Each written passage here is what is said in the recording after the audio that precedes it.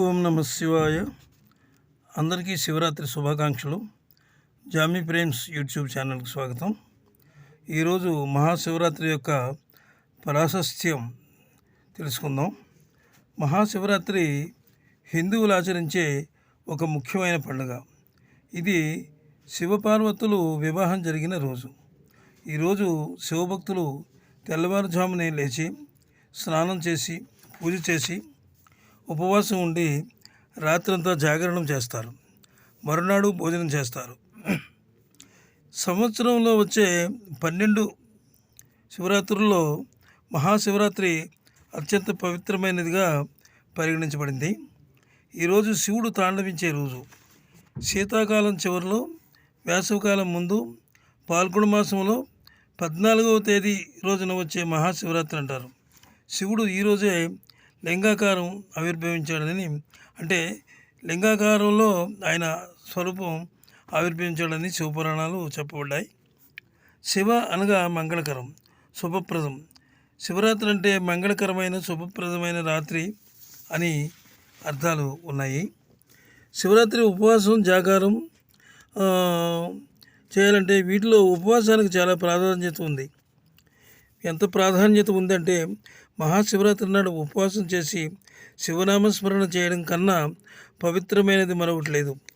ఉపవాసం వల్ల శారీరక శుద్ధి, అలాగే జాగారం వల్ల ధ్యానం చేయడం, అలాగే మనశ్శుద్ధి కలుగుతాయి. ఉపవాసం అంటే మనసును శివుడికి దగ్గరగా ఉంచడం అని అర్థం. ఋషులు వేద పండితులు ఈ విషయాలని చెప్పారనమాట. శివధ్యానం చేయండి, శంకరుని అనుగ్రహం పొందండి. అలాగే కలియుగంలో ఎందరో ఆరోగ్యప్రదమైనటువంటి సమస్యలతో బాధపడుతూ ఉంటారు. జాగరణం సరిగ్గా చేయలేకపోతారు. అలాంటి వారు కొద్దిగా అల్పాహారంగా పళ్ళు అవి తీసుకొని చేయవచ్చునని చెప్పబడింది. అందువల్ల ఆ విధంగా కూడా చేసుకోవచ్చు. చాలామందికి శివనామం అదే ఆ రోజు రాత్రి జాగరణ ఉండాలనేటటువంటి తపన ఉంటుంది. కానీ పాపం ఆరోగ్యరీత్యా వాళ్ళు చేయలేరు. అంచేత ఈ పద్ధతి బాగుంటుందని చెప్పారు.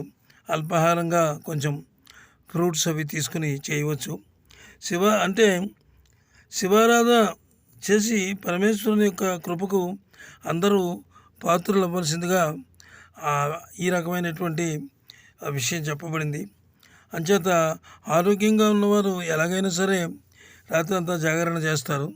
వారు చక్కగా నదీ స్నానం చేసి శుచిగా శివారాధన చేసి ఉదయాన్నే శివాలయానికి వెళ్ళి ఆ శివాలయంలో వారు తమ యొక్క ప్రియమైనటువంటి పరమేశ్వరుణ్ణి తలుచుకుని తమకున్న బాధలు కష్టాలు అన్నీ చెప్పుకుంటే ఆ బోళాశంకరుడు అన్నీ కూడా తీరుస్తాడని చెప్పబడింది. ఈ వీడియో మీకు నచ్చినట్లయితే ఒక లైక్ ఇచ్చి సబ్స్క్రైబ్ చేయండి. అలాగే అందరూ కూడా ఆ పరమేశ్వరుడికి ఆయన యొక్క కృపకు పాత్రలు కావాల్సిందిగా మేము కోరుతున్నాం. జామీ ప్రేమ్స్ యూట్యూబ్ ఛానల్ నుంచి అందరికీ మరొకసారి మహాశివరాత్రి శుభాకాంక్షలు. నమస్తే, సెలవు.